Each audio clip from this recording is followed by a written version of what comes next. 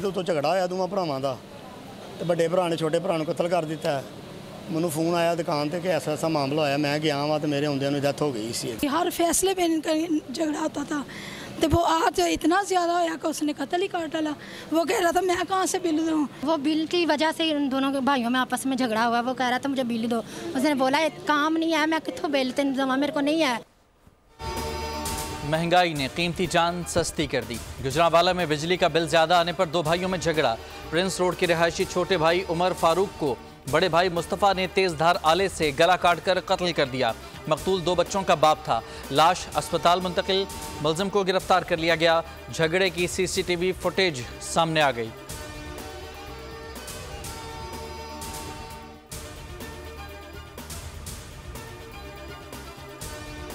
बच्चों के लिए खुशखबरी, छुट्टियां बढ़ गईं। स्कूल अब 1 अगस्त को नहीं 15 अगस्त को खुलेंगे।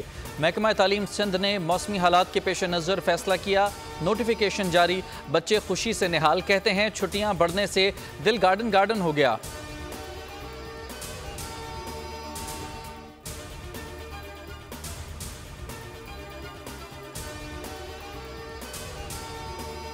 कराची का मौसम पिछले चंद दिनों से बहुत सख्त गर्मी पड़ रही थी, ख़राब था मौसम। वो काफ़ी हद तक निकल चुके हैं, बारिश बरसा के डिसिपेट हो चुके हैं। शाम में, रात में और सुबह में हल्की बारिश या बूंदाबांदी होती रहती है, ऑन एंड ऑफ।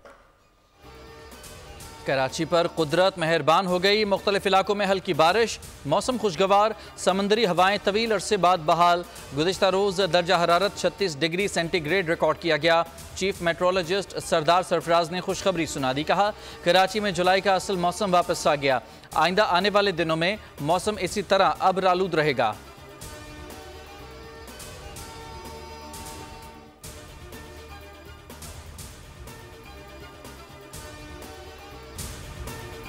पंजाब के कई शहरों में बादल जमकर बरसने लगे। लाहौर के मुख्तलिफ इलाकों में हल्की और तेज़ बारिश का सिलसिला जारी। मुरीद के फिरोजवाला में भी बारिश के बायस नशेबी इलाके ज़ेर-ए-आब। सियालकोट में शहर और गिरदोनवा में मूसलाधार बारिश। उधर मानसहरा और एबटाबाद में भी गरज चमक के साथ मूसलाधार बारिश। बलूचिस्तान के बेशतर अजला में मौसम गर्म।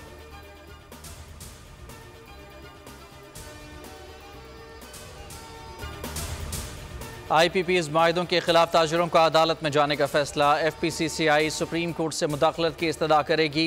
महंगी बिजली पाकिस्तानियों के लिए नाकाबिले बर्दाश्त हो गई। शहरी गुर्बत से दो चार और कारोबारी अफराद दिवालिया होने लगे।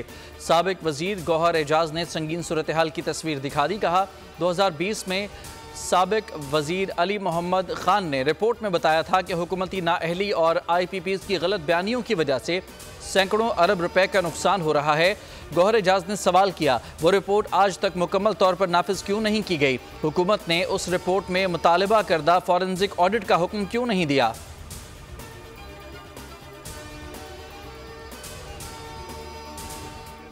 मसले का हल तो इस तरह होगा कि चिकन एंड एग हो गया है कि जब तक बिजली सस्ती नहीं होगी उसकी डिमांड नहीं बढ़ेगी, और जब तक डिमांड नहीं बढ़ेगी ये मसले हल नहीं होंगे।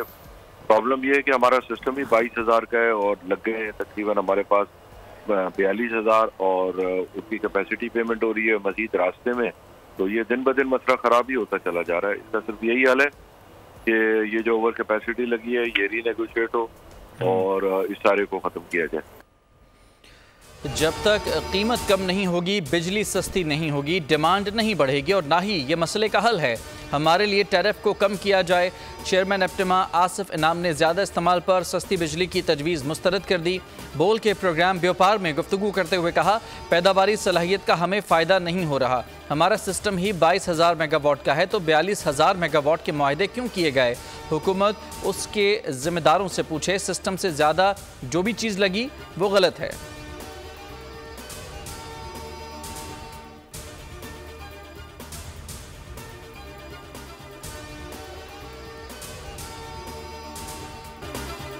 वज़ारत कानून ने पीका एक्ट मुल्ज़मान के ट्रायल के लिए अदालतें तश्कील दे दी।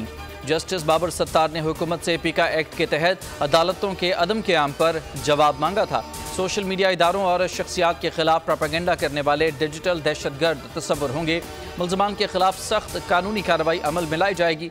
ज़राए के मुताबिक सेक्रेटरी इत्तलात PTI रऊफ हसन और दीगर का ट्रायल पीका एक्ट के नए कायम अदालतों में होने का इम्कान है।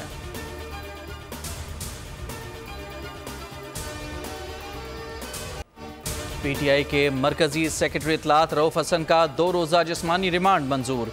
FIA के हवाले वकील सफाई लतीफ़ खोसा ने रऊफ हसन और दीगर कारकुनान को केस से डिस्चार्ज करने की इस्तदा की। कहा, डिजिटल दहशतगर्दी का एक नया लफ्ज़ मुतारिफ करा दिया गया है। रऊफ हसन का मीडिया सेल से कोई ताल्लुक नहीं। FIA मुकदमे की कॉपी भी मंजर आम पर आ गई। दौरान तफ्तीश मुल्ज़िम अहमद वक़ास ने इंकशाफ किया कि PTI की लीडरशिप और मीडिया सेल के 12 अरकान अंदरूनी और बैरूनी ताकतों के साथ मिलकर मुल्क को नुकसान पहुँचा रहे हैं।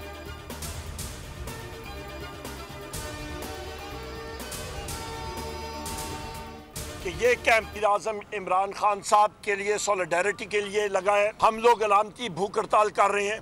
मेंबरान पार्लियामेंट, सेनेट और नेशनल असम्बली ने आज इसका आगाज़ किया इस सख्त गर्मी और हब्स में, और हम लोग इसको चलाते रहेंगे।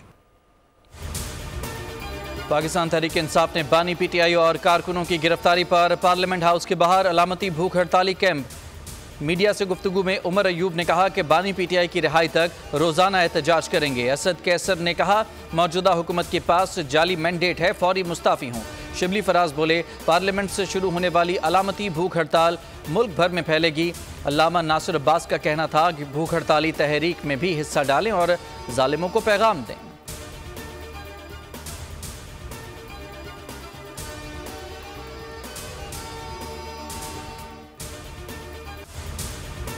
तहरीक इंसाफ को मखसूस नशिस्तें क्यों दी? अदालत उज़्मा 12 जुलाई को फैसले पर नजरसानी करे। पीपल्स पार्टी सुप्रीम कोर्ट पहुंच गई, फैसला वापस लेने की इस्तदा। दरखास्त में कहा कि आज़ाद उम्मीदवारों को PTI का उम्मीदवार करार देना खिलाफ कानून है। आज़ाद उम्मीदवार पहले ही सुन्नी इत्तेहाद कौंसिल में शमूलियत इख्तियार कर चुके हैं।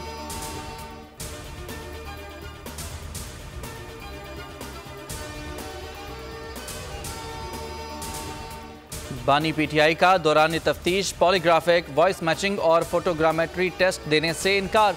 कहा, बहुत सी तफ्तीशी इदारों के ज़ेरे तफ्तीश हूँ, फिलहाल कोई टेस्ट नहीं करवाऊंगा।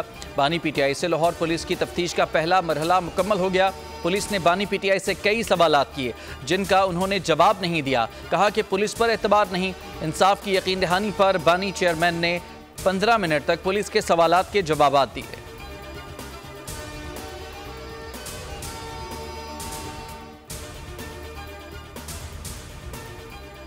बिलाखिर 9 मई के मास्टरमाइंड ने मनसूबाबंदी का एतराफ़ गुनाह कर लिया। 9 मई के मुजरिम ने मनसूबा साजी और सहूलतकारी का एतराफ़ जुर्म किया। वज़ीर आला पंजाब मरियम नवाज शरीफ का बयान। कहा, यह जमात नहीं, इंतशारी टोला है जिसका मकसद सिर्फ और सिर्फ शरपसंदी के जरिए रियासत को नुकसान पहुँचाना है।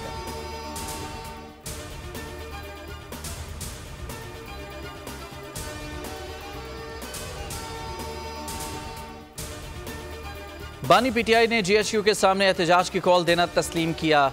यह एतराफ़ जुर्म नहीं तो क्या है? क्या इदारों और शोहदा पर हमले की कॉल देने का एतराफ़ काफ़ी नहीं? पीपल्स पार्टी का बानी PTI से माफ़ी मांगने का मुतालबा। शेरी रहमान बोली, बानी PTI ने गिरफ्तारी से बचने के लिए हसास इदारों को निशाना बनाया। खुर्शीद शाह ने कहा कि बानी PTI को एतराफ़ बहुत पहले कर लेना चाहिए था।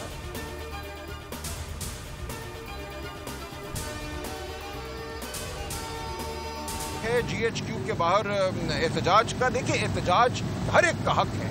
GHQ कोई पाकिस्तान से बाहर इलाका नहीं है। GHQ के बाहर की सड़क पाकिस्तान की सड़क है, उस पर खड़े होकर एहतजाज करना बिल्कुल एक हक है। लेकिन तोड़ फोड़, आतिशजनी, बिल्कुल इसका हमसे कोई ताल्लुक नहीं है। ना इसकी कोई हिदायत थी, ना इसका कोई मंसूबा था। बानी PTI ने 9 मई के हवाले से किसी बात का एतराफ़ नहीं किया। जमान पार्क में रेंजर्स के एक्शन के बाद मुत्तफ़िका फैसला हुआ था कि एहतजाज वहाँ होगा जहाँ होना चाहिए। बानी चेयरमैन के वकील सलमान अकरम राजा की अडयाला जेल के बाहर मीडिया से गुफ्तगू। कहा, 8 फरवरी को अवाम ने PTI को मैंडेट दिया। इल्ज़ामात लगाने वाले फॉर्म 47 की पैदावार हैं।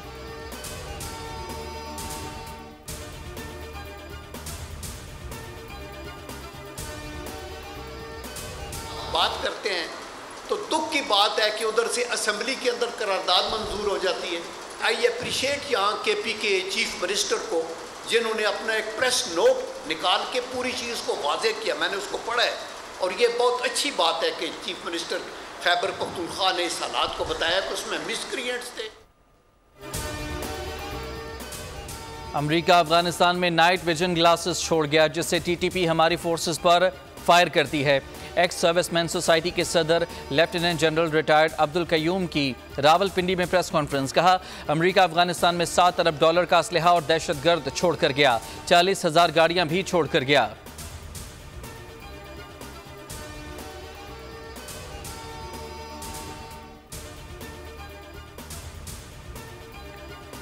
डिजिटल दहशतगर्द कौन है, कौम जान चुकी है। अडयाला जेल का कैदी और उसकी जमात पाकिस्तान के लिए काबिल कबूल नहीं। वज़ीर इत्तलात पंजाब अज़मा बुखारी का बयान। कहा, नाकाम खान की नाकाम तहरीकें उसके लिए शर्मिंदगी बन चुकी हैं। नौजवान नस्ल को इदारों के खिलाफ भड़काया जा रहा है। 9 मई के बाद भी इनके वालिदैन ने सबक नहीं सीखा तो इनका अल्लाह ही हाफिज है।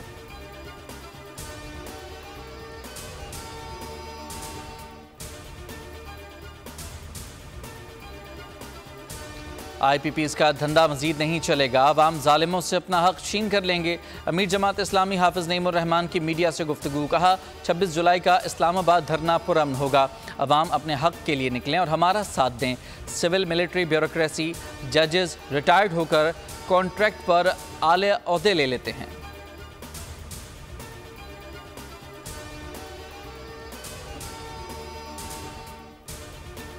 वज़ीर आज़म शहबाज शरीफ की ज़ेर सदारत वफाकी काबीना का इजलास आज होगा। PTI पर पाबंदी का मामला ज़ेर गौर लाए जाने का इम्कान है। बानी PTI आरिफ अलवी कासिम सूरी के खिलाफ आर्टिकल 6 के तहत कार्रवाई से मुताल्लिक मुशावरत की जाएगी। इजलास में काबीना 6 नुकाती एजेंडे पर भी गौर करेगी। वफाकी काबीना का गुज़िश्ता रोज़ होने वाला इजलास मुलतवी किया गया था।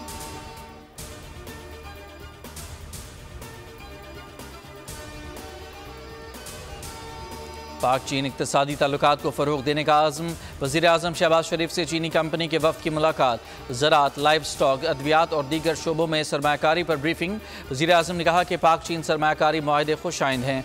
वज़ीर ख़जाना मोहम्मद औरंगज़ेब आज रात 3 रोज़ा दौरे पर चीन रवाना होंगे। वज़ीर ख़जाना $15 अरब के तवानाई कर्ज की रीशेड्यूलिंग पर बात करेंगे।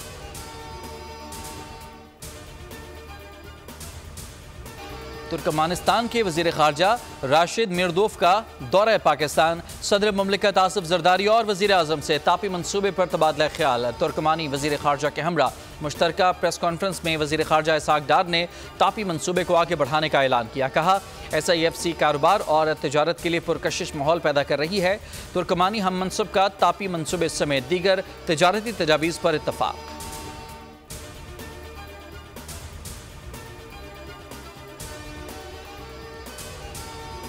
SIFC की 10वीं एग्जेक्टिव कमेटी का इजलास, अहम मामलात का जायज़ा लिया गया।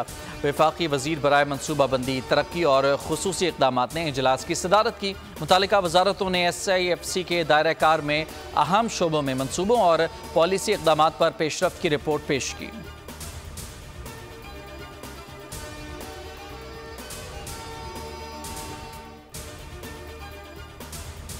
मुल्तान के इंडस्ट्रियल स्टेट में ज़रई अद्वियात बनाने वाली फैक्ट्री में आतिशज़दगी।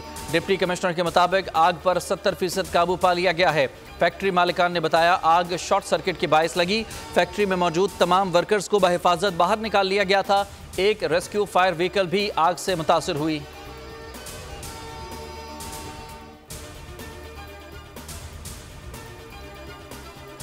हॉक्स बे और सीव्यू पर डूबकर जाँ बहक होने वालों की तादाद 4 पर डूबकर जाँ बहक हुए।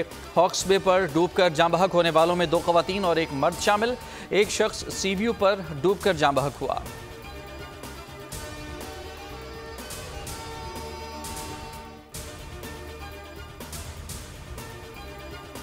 बांग्लादेश में सरकारी मुलाजमतों में कोटा सिस्टम के खिलाफ एहतजाज जारी। तलबा ने मुतालिबात की मंजूरी के लिए हुकूमत को 48 घंटों का अल्टीमेटम दे दिया।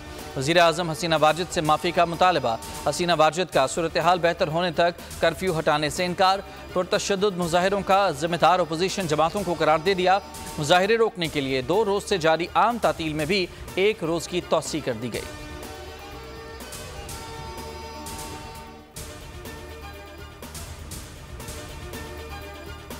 गासिब इसराइल की गजा के मुख्तलिफ इलाकों में बमबारी। 24 घंटों में 84 फ़लस्तीनी शहीद, 329 जख्मी हो गए। फ़लस्तीनी वजारत सेहत का कहना है, इसराइली फोर्सेज ने जनूबी शहर खान यूनिस में एक नया ज़मीनी हमला शुरू कर दिया। तलगरम पनाह गुज़ीन कैंप में 5 अफराद शहीद। गजा जंग में अब तक 39,090 फ़लस्तीनी शहीद हो गए। 90,150 जख्मी हो चुके हैं।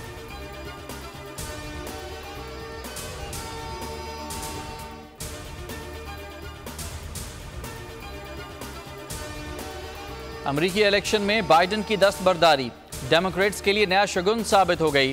डेमोक्रेट पार्टी के 2200 से ज्यादा डेलीगेट्स ने कमला हैरिस की हिमायत का ऐलान कर दिया। डेमोक्रेटिक पार्टी में सदारती नामजदगी हासिल करने के लिए 1976 डेलीगेट्स की हिमायत दरकार होती है। ऐवान नुमाइंदगान की साबिक स्पीकर और पार्टी में असर रसूख रखने वाली नैन्सी पेलोसी भी कमला हैरिस की हिमायत में खुलकर सामने आ गई।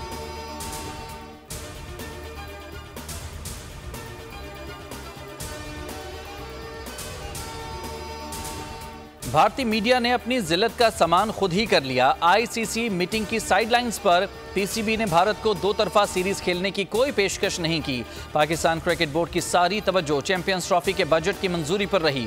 अफगान क्रिकेट बोर्ड ने भी भारत की लाइन पर न चलने का वाज़ेह इशारा दे दिया। चैंपियंस ट्रॉफी 2025 के लिए अपनी टीम पाकिस्तान भेजने पर रजामंदी जाहिर कर दी।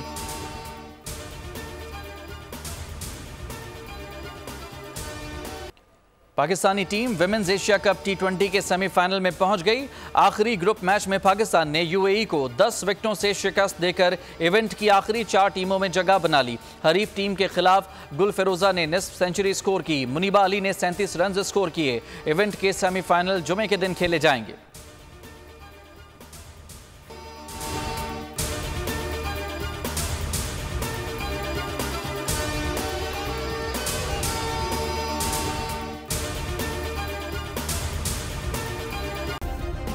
सब्सक्राइब करें और बेल दबाएं ताकि कोई खबर रह न जाए।